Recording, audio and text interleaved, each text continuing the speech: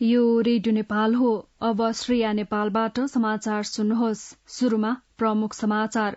राष्ट्रपति निर्वाचनलाई लक्षित गरी नेपाली कांग्रेस, नेकपा माओवादी केन्द्र लगायत 8 दलको बैठकद्वारा कार्यदल गठन। निर्वाचनमा साझा उम्मेद्वार कांग्रेसका रामचन्द्र पौडेललाई विजयी गराउन 8 दलको आह्वान। राष्ट्रपति निर्वाचन, चितवन 2 मा हुने उपनिर्वाचन लगायतमा छलफल गर्न राष्ट्रिय स्वतन्त्र पार्टीको बैठक आज बस्दै। जनयुद्धका शहीदलाई राष्ट्रिय शहीद घोषणा गर्ने प्रधानमन्त्री पुष्पकमल दाहाल प्रचण्डको भनाई।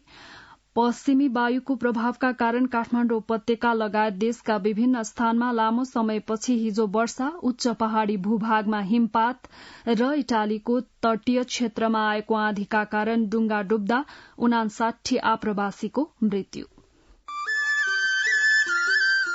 सुन त, भोलिको मिटिङको लागि सबैलाई फोन गर्यो? छैन सर, मेरो मोबाइलमा ब्यालेन्स नै थिएन। अलि पछि गर्छु ल्यान्डलाइनबाट। ल हेर, मोबाइलमा ब्यालेन्स छैन भनेर हुन्छ? तिमीलाई थाहा छैन यस कार्यालयले नेपाल टेलिकमको कर्पोरेट युजर ग्रुप अर्थात सीयूजी सेवा लिएको छ। तिम्रो नम्बरलाई पनि सीयूजीमा सहभागी गराउ न। अनि सर, मेरो त प्रिपेड नम्बर हो नि। अहिले नेपाल टेलिकमले प्रिपेड र पोस्टपेड दुवै फोनमा सीयूजी सेवा लागू गरिसकेको छ। सीयूजीमा आबद्ध भएपछि हाम्रो कर्मचारीहरू बीच निशुल्क र नेपाल टेलिकमको नेटवर्कमा सस्तो दरमा फोन तथा एसएमएस गर्न र डाटा चलाउन पाइन्छ नि। तिमीलाई थप जानकारी चाहिएमा नेपाल टेलिकमको वेबसाइट www.ntc.net.np मा हेर न। नेपाल टेलिकम, राष्ट्रको संचार।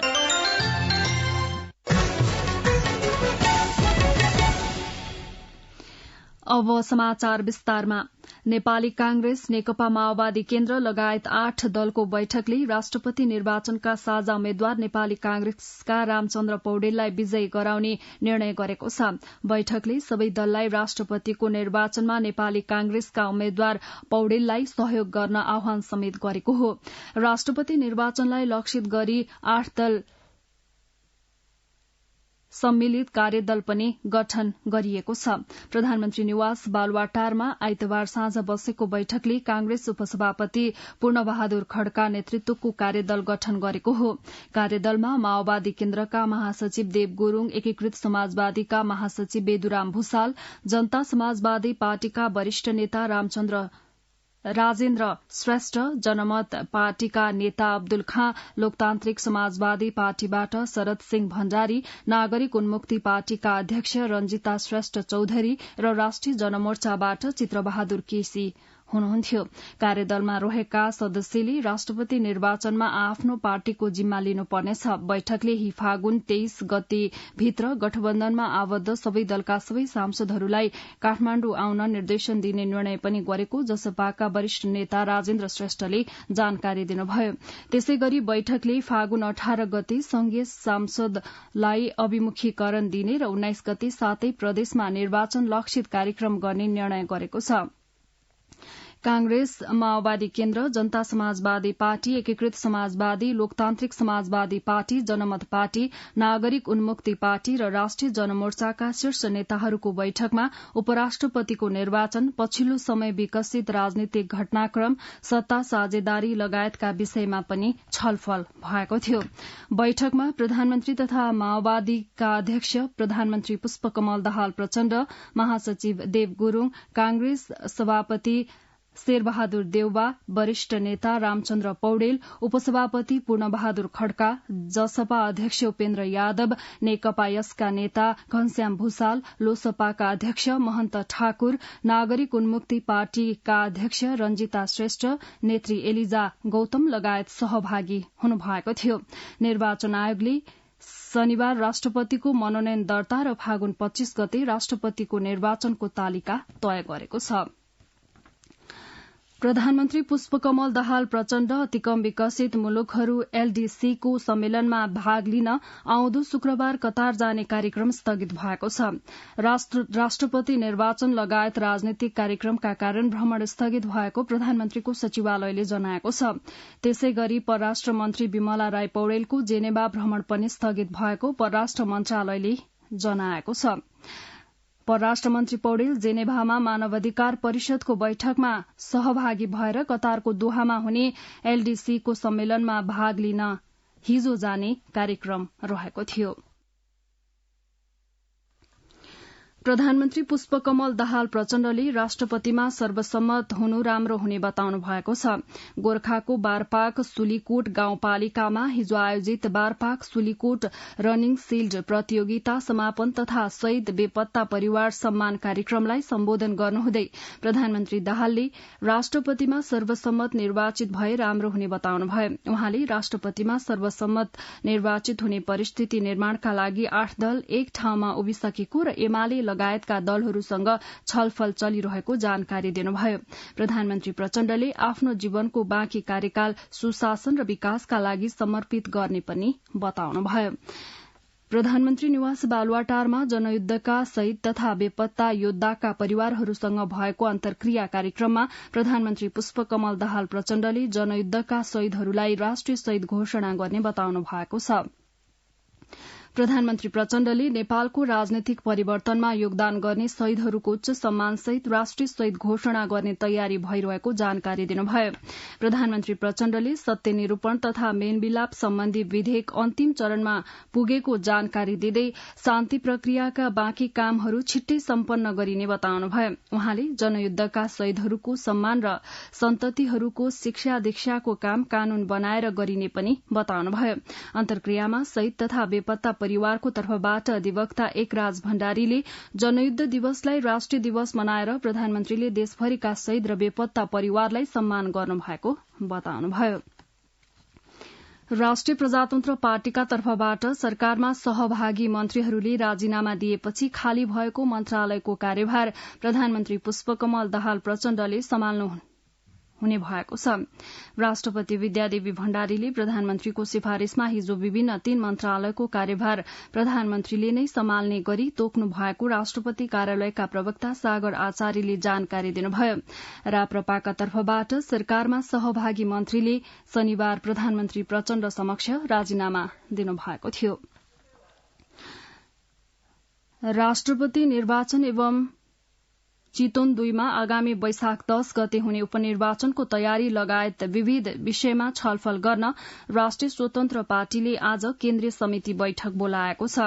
पार्टी कार्यालय वसुन्धरामा बस्ने बैठकमा फेरिएको राजनीतिक समीकरण, राष्ट्रपति निर्वाचन र चितवन 2 को उपनिर्वाचन बारे छलफल हुने राष्ट्रिय स्वतन्त्र पार्टीका उपाध्यक्ष डोल प्रसाद अर्यालले जानकारी दिनुभयो। गत पुस 10 मा बनेको 7 दलीय सत्ता गठबन्धन भत्किएर राष्ट्रपति निर्वाचनमा 8 दलीय गठबन्धन बनेको छ। नेकपा माओवादी केन्द्रका अध्यक्ष पुष्पकमल दाहाल प्रचण्ड नेतृत्वको सरकार बन्दा राष्ट्रिय स्वतन्त्र पार्टीले समर्थन गरेकामा सरकारबाट बाहिरिए पनि सरकारबाट अहिलेसम्म समर्थन भने फिर्ता लिएको छैन।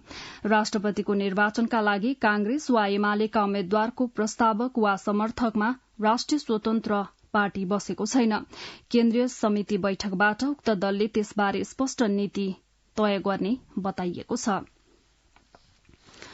नेकपा एमालेका अध्यक्ष एवं पूर्व प्रधानमन्त्री केपी शर्मा ओलीले आगामी राष्ट्रपतिको निर्वाचनमा आफ्नो पार्टीका उम्मेद्वारलाई सहयोग गर्न अपील गर्नु भएको छ। शहीद परिवार तथा विभिन्न राजनीतिक आन्दोलनका क्रममा घाइते भएकाको सम्मानमा हिजो आयोजित कार्यक्रममा अध्यक्ष ओलीले शहीद, बेपत्ता र घाइते परिवारलाई राज्यले सहयोग गर्नुपर्नेमा जोड़ दिनुभयो। नेकपा एकीकृत समाजवादीका वरिष्ठ नेता झलनाथ खनालले सबै दलको केन्द्रबिन्दु सत्ता मात्र भएको टिप्पणी गर्नुभएको छ। नेता खनालले हिजो सुर्खेतमा पछिल्लो समय सत्ता प्राप्त गर्न मात्र पार्टीहरू केन्द्रित भएको बताउनुभयो। पूर्व प्रधानमन्त्री समेत रहनुभएका नेता खनालले राष्ट्रपति निर्वाचनमा आफ्नो उम्मेद्वारलाई सहयोग गर्न माग गर्दै नेकपा एमाले पठाएको पत्रबारे पार्टीमा छलफल भइरहेको प्रतिक्रिया दिनुभयो। प्रदेश नम्बर 1 सरकारबाट राष्ट्रिय प्रजातन्त्र पार्टी राप्रपा तत्काल नबाहिरिने भएको छ। राष्ट्रपति निर्वाचनका विषयलाई लिएर केन्द्रीय राजनीतिमा आएको फेरबदलका कारण राप्रपाले संघ र प्रदेशका सबै सरकारबाट बाहिरिने तथा समर्थन फिर्ता लिने निर्णय गरेको थियो। प्रदेश नम्बर 1 प्रदेश सभामा राप्रपाका 6 सदस्य छन्। राप्रपाले नेकपा एमालेसँग सहकार्य जारी रहने बताएको छ। संचार तथा सूचना प्रविधि मन्त्री रेखा शर्माले सरकारी तथ्याङ्कको सुरक्षा र व्यवस्थापनका लागि सबै स्थानीय तहमा एउटै सफ्टवेयर लागू गर्ने तयारी रहेको बताउनु भएको छ। संचार तथा सूचना प्रविधि मन्त्रालयमा हिजो काठमाडौँ महानगरपालिकाका प्रमुख बालेन शाहसँगको भेटमा संचार तथा सूचना प्रविधि मन्त्री शर्माले सरकारी तथ्याङ्कको सुरक्षा र व्यवस्थापनका लागि एकीकृत डाटा प्रणालीमा लैजाने तयारी भइरहेको बताउनुभयो। मन्त्री शर्माले संकटकालीन अवस्थामा संचार सेवालाई निरन्तर सञ्चालन गर्न ऐनमा नै व्यवस्था गर्ने तयारीमा सरकार रहेको समेत जानकारी दिनुभयो। नेपाल बार एसोसिएशनको 48औं केन्द्रीय कार्यकारिणी परिषद बैठक 23 बुँदे घोषणा पत्र जारी गर्दै सम्पन्न भएको छ। घोषणा पत्रमा प्रधान न्यायाधीश नियुक्तिका लागि तत्काल प्रक्रिया अघि बढ़ाउन र सर्वोच्च अदालत र उच्च अदालतमा मुख्य न्यायाधीश नियुक्त गर्न सम्बन्धित निकायको ध्यानाकर्षण गराइएको छ। घोषणा पत्रमा संविधान र कानूनले प्रदान गरेको क्षेत्राधिकार र न्यायिक मर्यादाको ख्याल नगरी बहालवाला न्यायाधीश समेत संलग्न रहने न्यायाधीश समाजको नाउँबाट संस्थागत रूपमा न्यायाधीशहरू राष्ट्रपति तथा उपराष्ट्रपतिको पदमा उम्मेद्वार हुन सक्ने भन्ने अभिव्यक्ति सहितको हालै न्यायाधीश समाजबाट जारी गरिएको विज्ञप्तिप्रति बैठकले गम्भीर आपत्ति व्यक्त गरेको उल्लेख छ। काठमाडौँ उपत्यका लगायत देशका विभिन्न स्थानमा लामो समयपछि हिजो वर्षा भएको छ। करिब 5 महिनापछि हिजो काठमाडौँ उपत्यकामा पानी परेको जल तथा मौसम विज्ञान विभाग मौसम पूर्वानुमान महाशाखाका मौसमविद सञ्जीव अधिकारीले जानकारी दिनुभयो। यसअघि असोज 28 गते मात्र उपत्यकामा पानी परेको थियो। हिजो उपत्यकासहित देशका पहाड़ी क्षेत्रमा मेघगर्जन तथा चट्याङसहित हल्का वर्षा भएको हो। यस्तै सोलुखुम्बु लगायत देशका विभिन्न जिल्लाका उच्च हिमाली तथा पहाड़ी भागका केही स्थानमा हिजो हिमपात समेत भएको छ। हिमाली जिल्ला सोलुखुम्बुमा यस वर्षकै पहिलो पटक हिमपात भएको हो। बितेका वर्षहरूमा पुष अन्तिम र माघको पहिलो सातादेखि नै हिउँ पर्ने सोलुखुम्बुमा यस वर्ष भने ढिला गरी हिउँ परेको हो। यस्तै रसुवाको पवित्र तीर्थस्थल गोसाईकुण्ड क्षेत्रमा पनि हिमपात भएको छ। फाटफुट वर्षासँगै परेको हल्का हिमपातले लौरी विनायक चन्दनबारी यार्सामाथिको भन्ज्याङ हाकुमाथिको डाँडा लगायतका क्षेत्रमा हिमपात भएको हो। अख्तियार दुरूपयोग अनुसन्धान आयोगले गण्डकी प्रदेशको भौतिक पूर्वाधार शहरी विकास तथा यातायात मन्त्रालयका तत्कालीन सचिव ईश्वर चन्द्र मरहट्टा विरूद्ध 5 करोड़ 45 लाख रूपियाँ भन्दा बढ़ी भ्रष्टाचार गरेको आरोपमा विशेष अदालत काठमाण्डुमा मुद्दा दायर गरेको छ। आयोगले गोर्खा नगरपालिका वडा नम्बर 3 जरेवर स्थित दरौदी नदीमाथि तत्काल बाटो नभएको स्थानमा पुल राखेर भ्रष्टाचार गरेको आरोपमा मुद्दा दायर गरिएको आयोगका प्रवक्ता श्यामप्रसाद भण्डारीद्वारा हिजो जारी विज्ञप्तिमा उल्लेख गरिएको छ। तत्कालीन सचिव मरहट्टाले परामर्शदातासँग सम्झौतामा हुँदै नभएको कार्यक्रम विद्यमान कानून विपरीत थप गरेको, पुलको स्थान र नाम परिवर्तन, पुल डिजाइन गराउन स्वीकृत गर्नुका साथै दरौदी खोला पुल जरेवरको निर्माण गराउने निर्णय गरी निजले मन्त्रालय स्तरबाट पुलको छनौट गराई कार्यक्रम तयार गरेको आयोगको विज्ञप्तिमा उल्लेख गरिएको छ। वाङ्मय शताब्दी पुरूष सत्यमोहन जोशीलाई मरणोपरान्त नई कीर्ति रत्नबाट विभूषित गर्ने निर्णय गरिएको छ। नेपाली भाषा साहित्य कला संस्कृति ज्ञान विज्ञान खेलकुद समाजसेवा जस्ता क्षेत्रमा समर्पित नई प्रकाशनको प्रतिष्ठा गरिमा र महिमाको अभिवृद्धिका लागि मन वचन र कर्मबाट पुर्याएको योगदानको कदर गर्दै नई प्रकाशनबाट शताब्दी पुरूष जोशीलाई मरणोपरान्त नई कीर्ति रत्न अलंकारद्वारा विभूषित गर्ने निर्णय गरिएको हो। राष्ट्रिय सभाको हिजोको बैठकले प्रतिनिधि सभा सदस्य शहनाज रहमानको निधनप्रति शोक प्रस्ताव पारित गरेको छ। राष्ट्रिय सभाका अध्यक्ष गणेश प्रसाद तिमिल सिन्हाद्वारा प्रस्तुत शोक प्रस्तावलाई बैठकले सर्वसम्मतिले पारित गर्दै शोक सन्तप्त परिवारप्रति समवेदना प्रकट गरेको छ।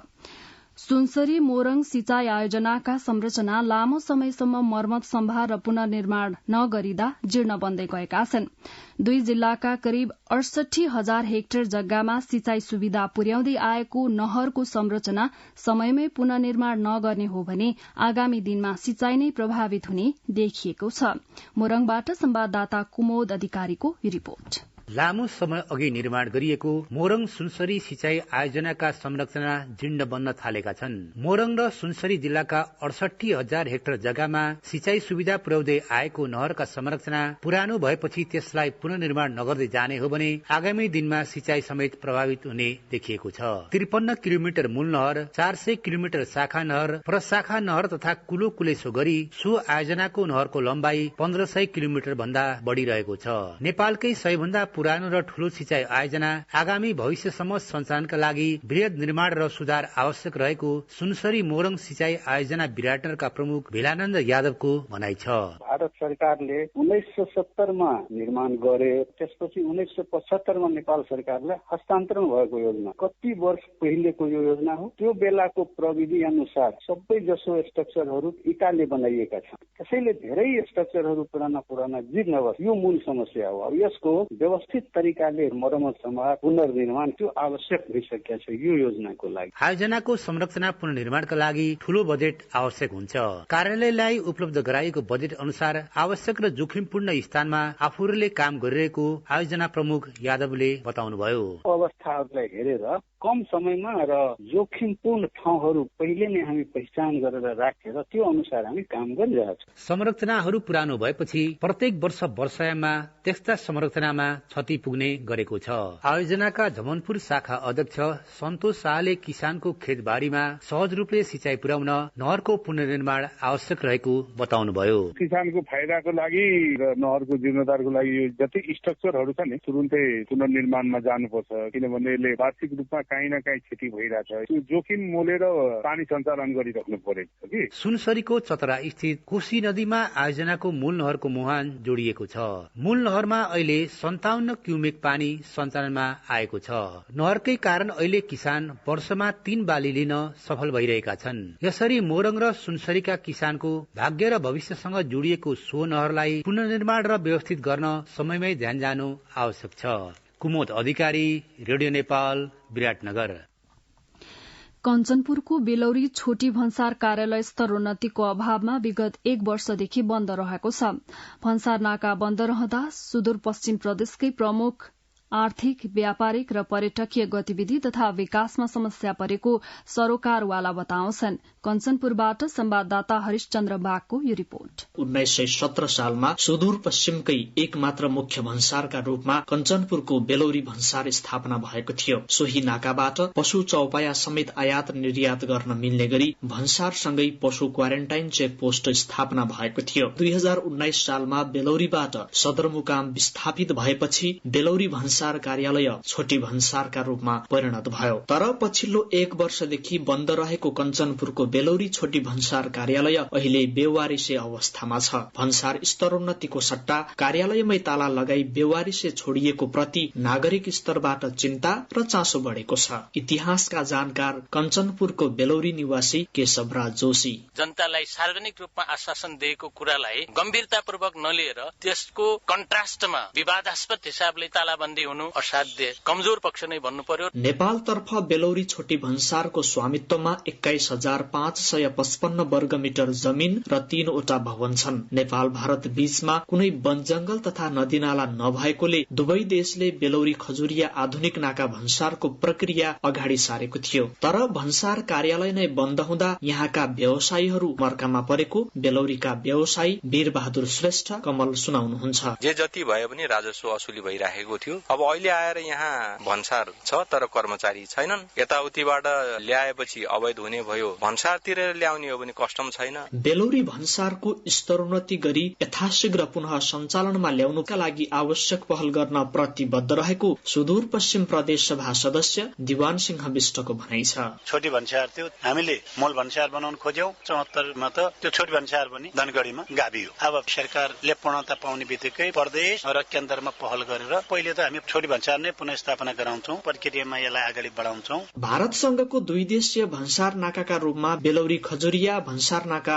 स्तरोन्नति गर्न सके सुदूरपश्चिम प्रदेशका लागि प्रमुख आर्थिक, व्यापारिक र पर्यटकीय गतिविधि तथा विकासमा टेवा पुग्ने विज्ञहरूको भनाइ छ। हरिशचन्द्र बाग, रेडियो नेपाल, कञ्चनपुर। अब अन्तर्राष्ट्रिय समाचार। इटालीको दक्षिणी क्यालाब्रिया क्षेत्रको समुद्रमा आएको आँधीका कारण हिजो डुङ्गा डुब्दा एक शिशुसहित 59 जना प्रवासीको मृत्यु भएको छ। डुङ्गामा करिब 200 भन्दा बढ़ी मानिस रहेको बताइएको छ।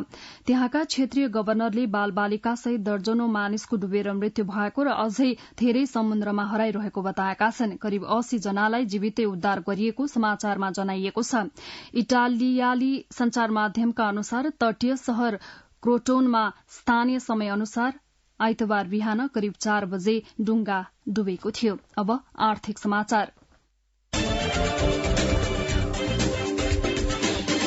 भूमि व्यवस्था, सहकारी तथा गरीबी निवारण मन्त्री राजेन्द्र कुमार राईले सहकारीहरू सकिए खत्तम भए भन्ने हल्लाको पछि नलागी समस्याको समाधान गरेर सहकारीको प्रवर्धनमा लाग्नुपर्ने बताउनु भएको छ। आर्थिक मीडिया संचालक संघ इमानले आइतबार काठमाडौँमा आयोजना गरेको सहकारीको संकट, कारण र समाधान विषयक छलफल कार्यक्रममा सहकारी मन्त्री राईले सबै सहकारी खत्तम छन् भन्ने प्रचार सत्य नभएको तर गल्ती गर्ने केहीलाई नियम बमोजिम कार्यवाही गर्नुपर्नेमा जोड़ दिनुभयो। भूमि व्यवस्था, सहकारी तथा गरीबी निवारण मन्त्रालयका सचिव डाक्टर दामोदर रेग्मीले संकटग्रस्त र समस्यामूलक सहकारीका विषयमा अध्ययन भइरहेको जानकारी दिनुहुँदै बचतकर्ता आत्तिनुपर्ने अवस्था भने नरहेको बताउनुभयो। नेपाल राष्ट्र बैंकका संचालक डाक्टर चिन्तामणी शिवाकोटीले नियमनका लागि स्थानीय तहबाट पनि प्रभावकारी भूमिका हुनुपर्ने बताउनुभयो। कार्यक्रममा राष्ट्रिय सहकारी महासंघका अध्यक्ष मीनराज कडेल, राष्ट्रिय सहकारी बैंकका अध्यक्ष केबी उप्रेती लगायतले सहकारी क्षेत्रका समस्या समाधान गर्न सबैको सकारात्मक भूमिका भए त्यो समाधान हुँदै जाने बताउनुभयो। ललितपुर महानगरपालिकाले कोसेली घर सञ्चालन गर्ने भएको छ। महानगरभित्र उत्पादन हुने हस्तकलाको बजार प्रवर्धन र विस्तारका लागि कोसेली घर स्थापना गर्न लागेको ललितपुर महानगरपालिकाले जनाएको छ। कपिलवस्तुका एक कृषक परिवारले अहिले भैँसी पालन तथा खेतीपातीबाट वार्षिक लाखौं रुपैयाँ आमदानी लिइरहेका छन्।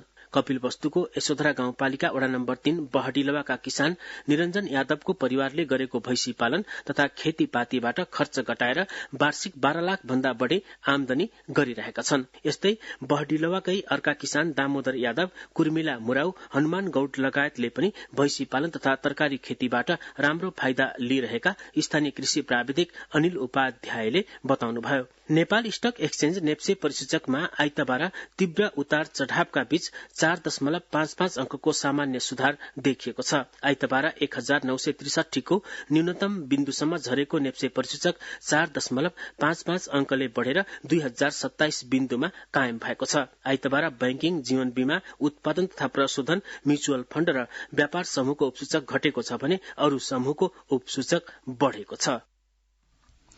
आर्थिक समाचार प्रस्तुत गर्दै हुनुहुन्थ्यो सुरेन्द्र मणि त्रिपाठी। अब खेल समाचार। पेरिस ओलम्पिक खेलकुदका लागि महिला फुटबलको एसिया छनौटको पहिलो चरण अन्तर्गत समूह सी को छनौट नेपालमा आयोजना हुने भएको छ। अखिल नेपाल फुटबल संघ इन्फाले आइतबार 2024 मा फ्रान्सको पेरिसमा आयोजना हुने ओलम्पिकको छनौट अन्तर्गत समूह सी को छनौट नेपालमा हुने जनाएको छ। समूह सी मा नेपालसँगै भियतनाम र अफगानिस्तान रहेको छ। यस समूहबाट प्यालेस्टाइन भने नाम फिर्ता लिएको छ। त्रिपुरेश्वर स्थित दशरथ रंगशालामा हुने पहिलो चरणको छनौट खेलहरू आगामी अप्रेल 3 देखि 11 सम्म हुनेछ। पहिलो चरणमा सहभागी 26 टोलीलाई 7 समूहमा विभाजन गरिएको छ। हरेक समूहको शीर्ष टोलीले दोस्रो चरणको यात्रा तय गर्नेछन्। नेपाल क्रिकेट संघ क्यानको साधारण सभा कर्णाली प्रदेशको राजधानी सुर्खेतमा शुरू भएको छ। क्यानको वार्षिक साधारण सभा आइतबारदेखि पहिलो पटक कर्णाली प्रदेशको राजधानी सुर्खेत वीरेन्द्रनगरमा शुरू भएको हो। 2 दिनसम्म सञ्चालन हुने क्यानको साधारण सभा 45 जिल्लाका प्रतिनिधि, प्रदेश प्रतिनिधि, केन्द्रीय सदस्य, पर्यवेक्षक, एम्पायर र कोच गरी 87 जना सहभागी भएका छन्। साधारण सभामा चालू वर्षको प्रस्ताविक बजेट, कार्ययोजना र वर्षभरि गरिएका उपलब्धि बारे छलफल हुनेछ। शनिबार गरेको पत्रकार सम्मेलनमा क्यानका अध्यक्ष चतुरबहादुर चन्दले मुलुकका विकट क्षेत्रमा पनि क्रिकेट खेलाडी उत्पादनमा क्यान लागिरहेको र त्यसका लागि पहिलो पटक कर्णाली प्रदेशमा साधारण सभा आयोजना गरिएको जानकारी दिनुभएको थियो। क्रिकेटर सन्दीप लामिछानेले विदेश जान पाउनुपर्ने माग गर्दै सर्वोच्च अदालतमा दिएको पुनरावलोकनको निवेदनमाथिको सुनवाई हेर्दामा राखिएको छ। आइतबार सन्दीपको रिटमाथि सुनवाई गर्ने तालिका भए पनि हेर्दामा राखिएको हो। न्यायाधीश सपना मल्ल प्रधान र कुमार चुडालको संयुक्त इजलासले सुनवाई नसकिएपछि मुद्दा हेर्दामा राखेको हो। सन्दीपको मुद्दालाई अदालतले सोमबार पनि निरन्तरता दिनेछ। नाबालिका बलात्कार मुद्दाका आरोपित सन्दीपले आफूलाई विदेश जान दिनुपर्ने माग गर्दै सर्वोच्चमा निवेदन दिएका थिए।